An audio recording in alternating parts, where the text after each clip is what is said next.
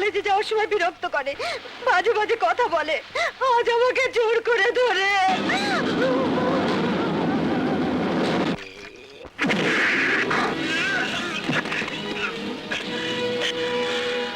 এটা তুই? আমি স্বাধীন। ও, তুই এই স্বাধীন? মোর পোলা গোস্তান্দানা অবন্ধ করিয়া দেছো। আজ তোর দম না আমি বন্ধ করে দিব।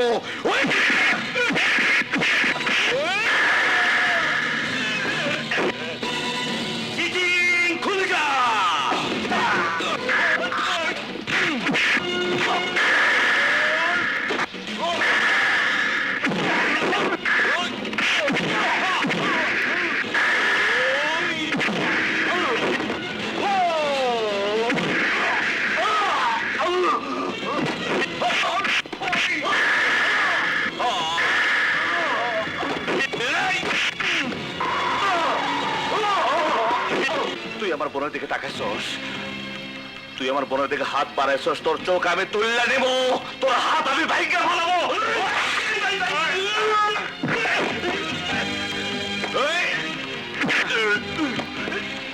তোর বুকের ভিতরে যত পাপের ভালোবাসা আছে সব আমি খাবলে খাবলে বাইরে করে ফেলাবো।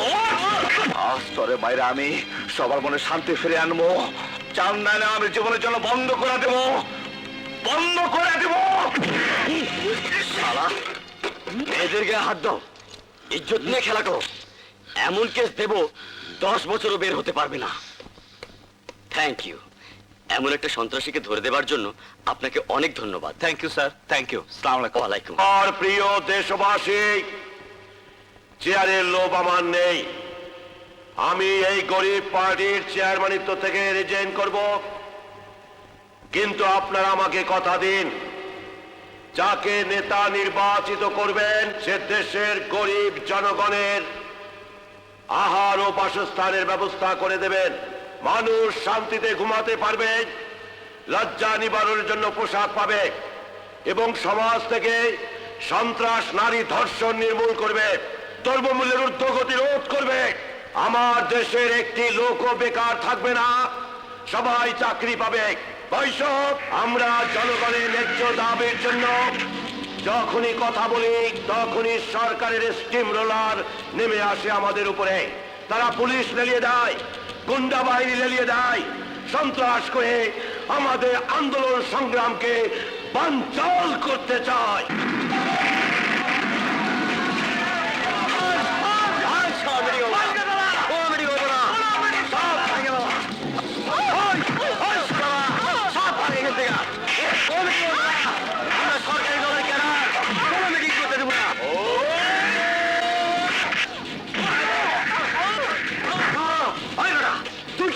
আমি স্বাধীন।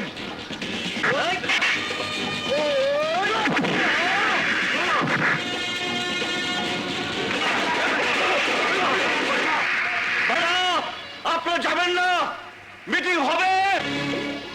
স্যার শুরু করুন আপনার বক্তৃতা। স্যার শুরু করুন। দরিদ্র জনগণের জন্য আপনার বাড়ি আমাদেরকে দিন স্যার। আপনি বলুন স্যার, আপনি বলুন। আর কোন সন্ত্রাসের মিটিং ভাঙতে পারবে না স্যার, আমি আছি। আপনি বলুন স্যার। স্যার আপনি বলুন স্যার। রাখো, কিসের বক্তৃতা, কিসের কি? আজ তুমি আমার বুক ভরিয়ে দিলে। না, আমি রাজনীতি পছন্দ করি না। রাজনীতি পছন্দ করো না? কি বলছো তুমি? আরে রাজনীতি হচ্ছে মানুষের কল্যাণের জন্য। কিন্তু আমাদের দেশের রাজনীতিবিদরা মানুষের কল্যাণের জন্য কোনো কাজ করে না। তারা তো খারাপ লোক, কিন্তু আমরা দেশের জন্য জীবন দিতে পারি। তোমার মতো লোক আমার দলে থাকলে আমরা দেশের জনগণের জন্য ঝাঁপিয়ে পড়ব। কিন্তু আমি রাজনীতি করব না। যদি আপনি উপকার করতে চান তবে। বলো বেটা, বলো বলো, কি চাও তুমি বলো। আমি অসহায় গরিব ঘরের ছেলে, আমার দিকে সমস্ত সংসার তাকিয়ে আছে। একটা চাকরি পেলে সংসারের অভাব আমি দূর করতে পারতাম। চাকরি? তোমার চাকরি দরকার? কি চাকরি চাও তুমি বলো। আমি পুলিশ সাব ইন্সপেক্টর পদে অনেকদিন আগে একটা অ্যাপ্লিকেশন করেছিলাম, শুনেছি এখন লোক নিচ্ছে। আপনি যদি পারেন আমাকে একটা পুলিশের চাকরি দিন। পুলিশের চাকরি পেলে সংসারের অভাব মেটানোর সাথে সাথে জনগণের সেবা করতে পারবো। চাকরি? আরে কোথায় আমি তোমাকে মন্ত্রী মিনিস্টার বানাবো আর তুমি চাচ্ছ পুলিশের চাকরি? আচ্ছা আচ্ছা, ঠিক আছে ঠিক আছে, আইজি সাহেব আমার বন্ধু মানুষ, আমি তাকে বলে দেবো তোমার চাকরি হয়ে যাবে।